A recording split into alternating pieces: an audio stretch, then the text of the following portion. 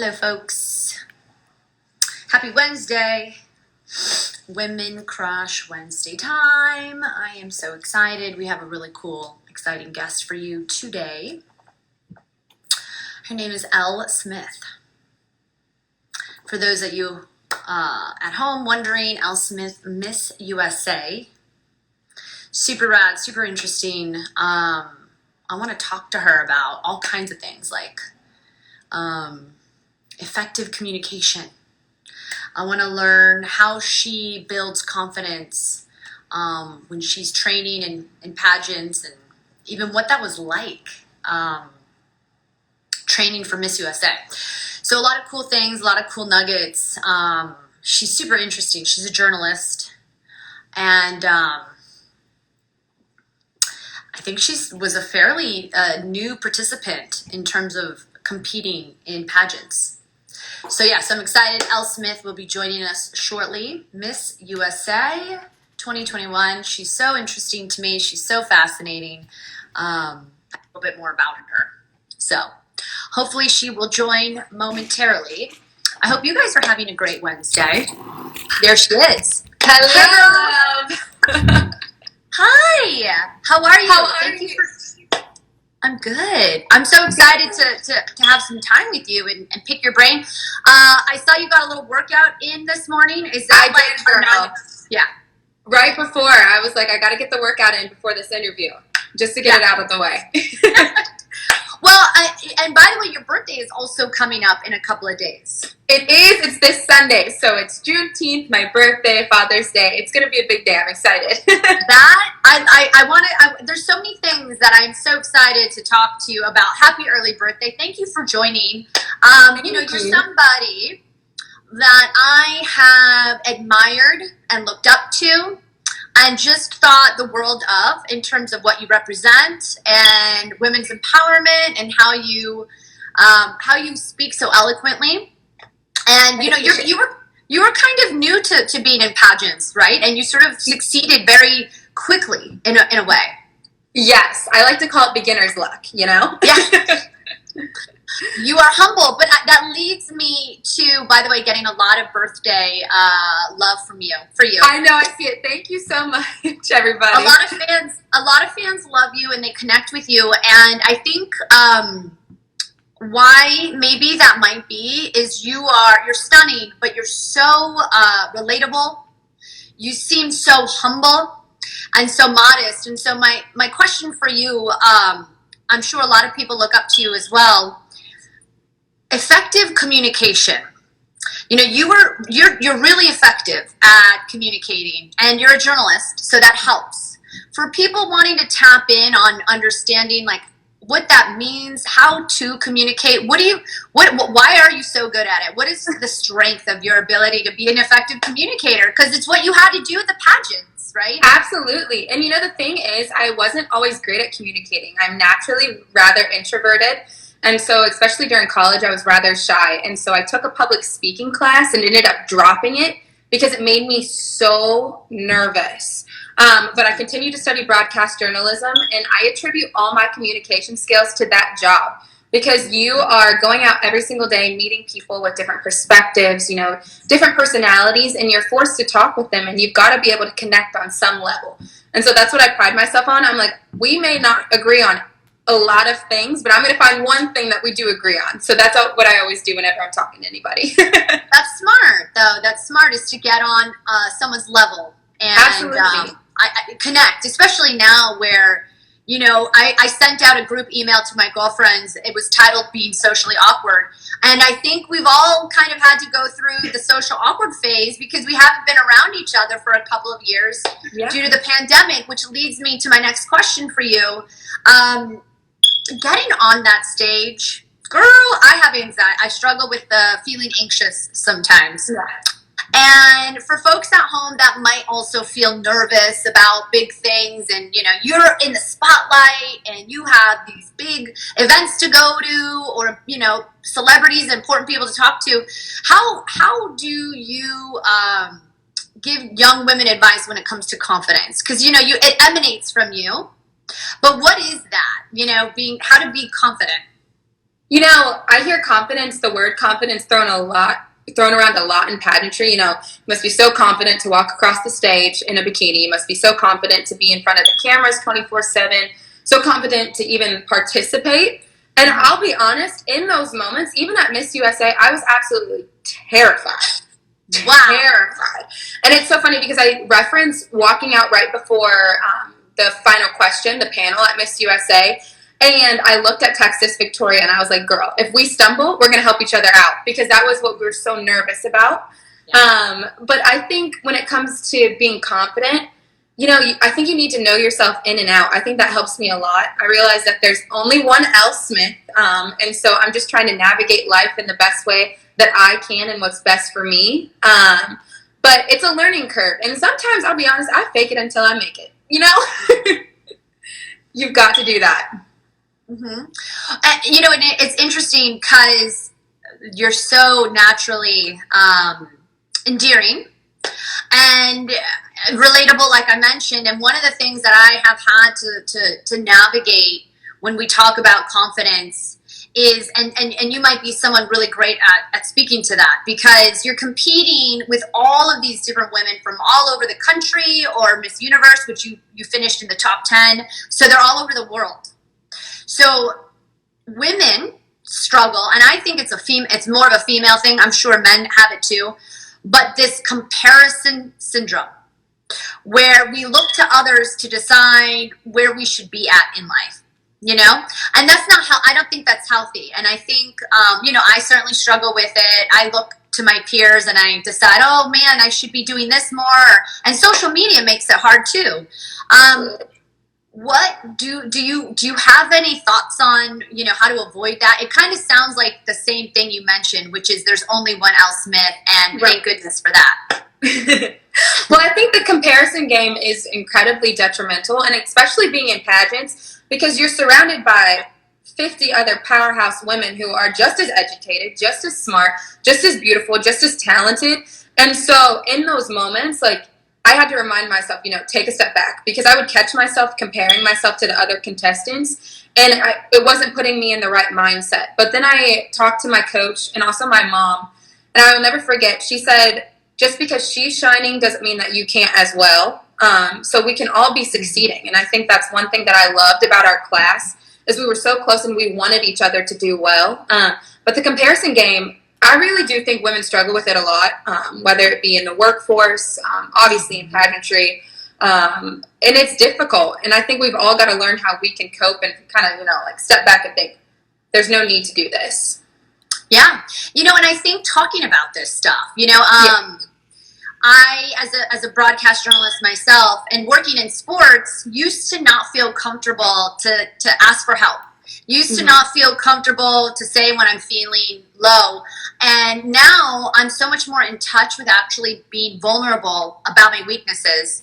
Because if you can communicate your weaknesses, what you're doing is you're allowing other people to feel a little less alone. Because we're so much more similar than we are different. And I think that that's been helpful for me to mitigate feeling like I'm not measuring up. You get what I'm saying? Mm-hmm. Well, I also think the idea of perfection is quite exhausting. So, you know, trying to keep up this front is draining for everybody. And I think we see it on social media a lot.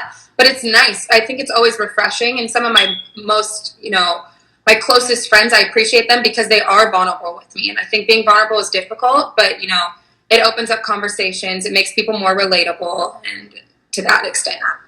I was watching recently, Amanda Seales did a comedy set, and she has a girlfriend. She's hilarious, by the way. Amanda Seales is hilarious. Hilarious. She has a girlfriend of hers who keeps it so real. She's like, permission to be honest. And they have that kind That's of... good. Yeah, permission to be honest, which I think is so refreshing, because I know I struggle with people pleasing. I know I want to make everybody else around me happy, but then what happens is when I say yes to everybody else, I sometimes will say no to me. And and that might be the same thing for you. Let me ask you that. You know, how do you have healthy boundaries? Because everybody wants a piece of Elle Smith, right? Like who you are, what you represent, that's attractive. How do you make sure you honor yourself? Because your days are, I imagine, filled with lots of obligations and being busy. How do you give yourself permission to say, okay, I got to do me now, you know? I think it's two things. One, I have a lot of family and friends that keep me grounded, which I think is incredibly important. And so they'll call in, check on me. And to them, I'm not Miss USA at all. I'm just Elle, you know? They will call me out on my mistakes, all my stuff. They'll be like, you're doing this wrong, which I think you need people who will be honest with you. But also, you know, I recharge by myself. I realize that I'm quick to anger, you know, kind of touchy if I have given myself too much. And so Sundays are my days. Like Sundays are my days to just be like, no phone, the phone's on do not disturb, Netflix, chocolate milkshakes, may not even go out. Like, it's just, I think we all need that self-care and that time to ourselves. Yes, and I love that because it's listen to ladies at home, guys at home, the permission to give yourself that time off to recharge your batteries, which is interesting. So you almost kind of feel, even though you seem extroverted, do you more identify as an introvert? Oh, absolutely. Absolutely.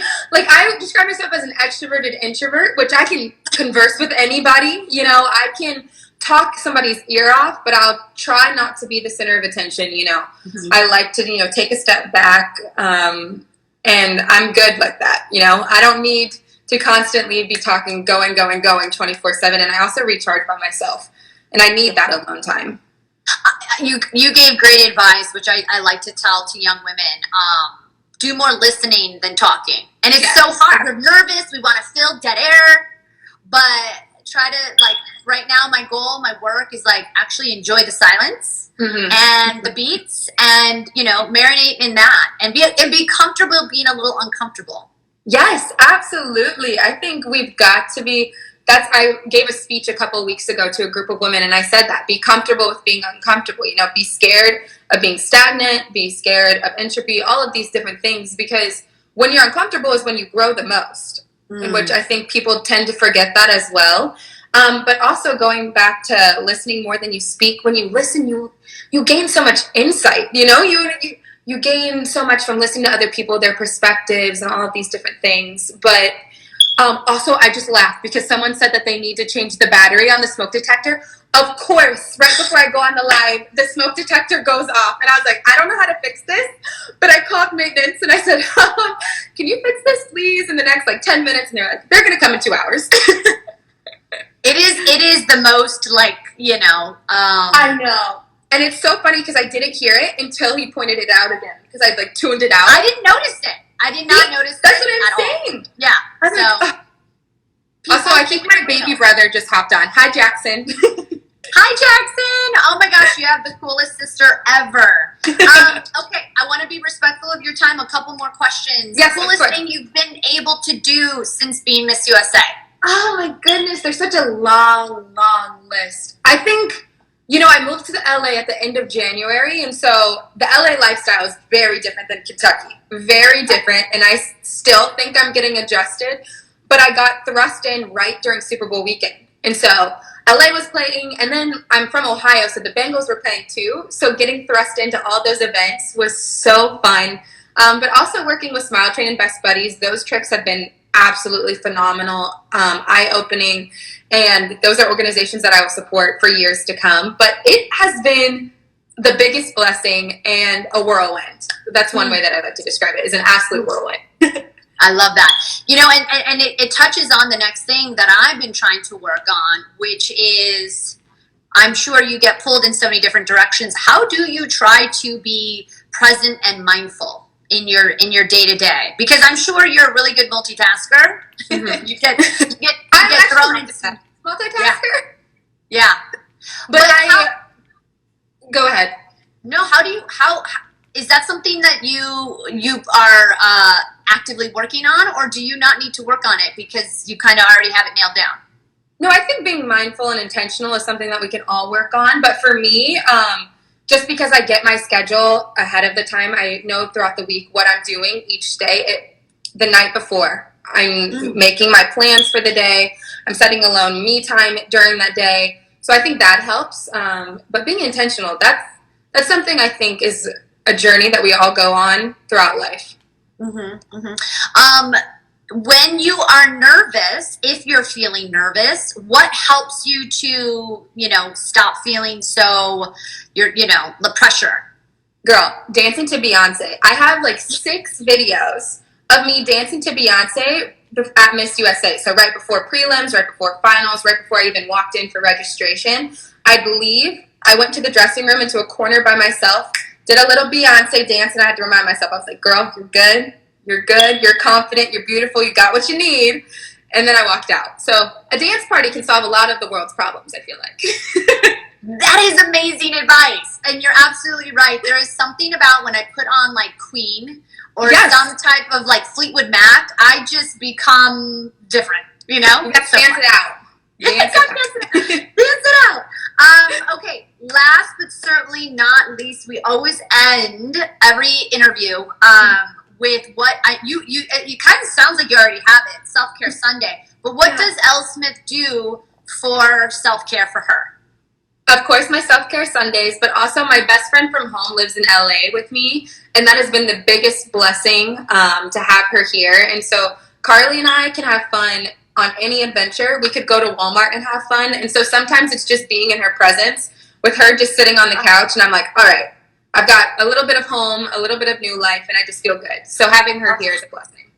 Carly sounds like the best bestie ever, and I totally know what you mean. When you just have that bestie that hangs out with you and you're in the car and you're just laughing. You're doing like the ugly laugh. We are all the time.